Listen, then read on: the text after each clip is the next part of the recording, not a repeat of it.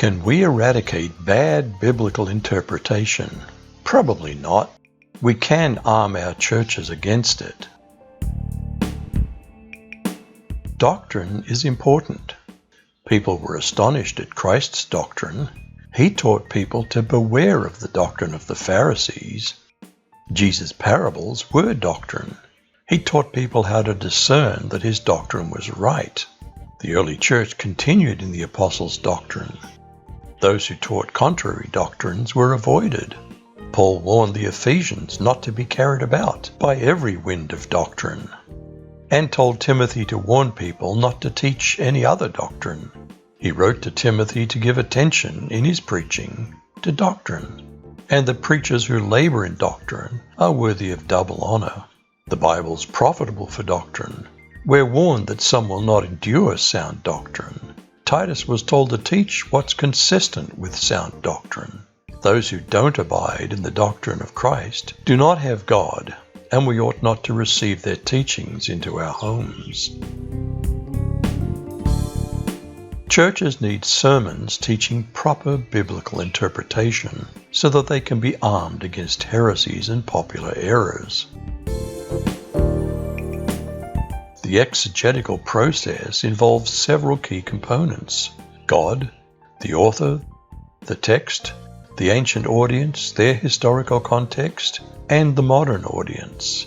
Including God in the process is revealed exegesis.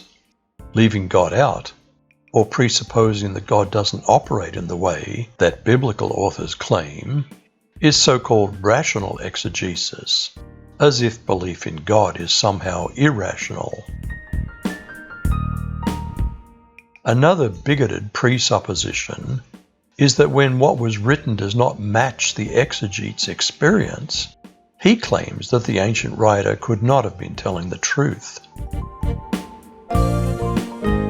Even deeply convicted believers of the Bible often mishandle the text by reading modern experience backwards into the text, what's called eisegesis.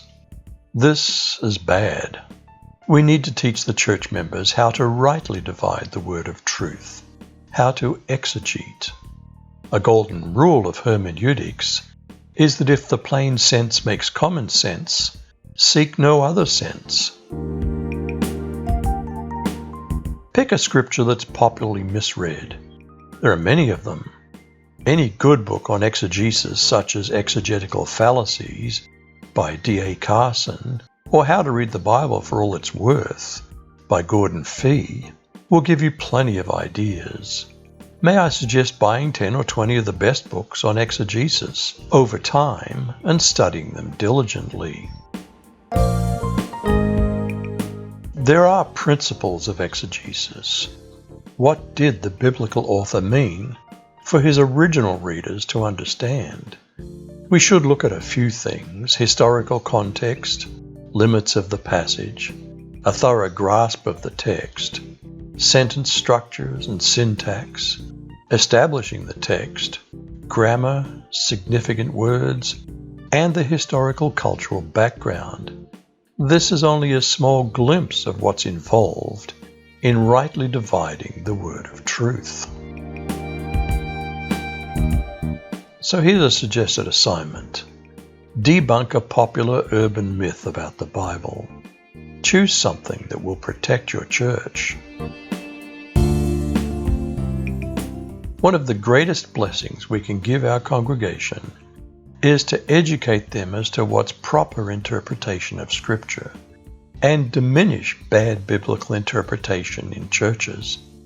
Arm the congregation against bad biblical interpretation. Help them stay focused on Jesus, who's the center of our faith, rather than fads. Will you be a good shepherd who feeds the Lord's sheep, nourishing spiritual food? You decide.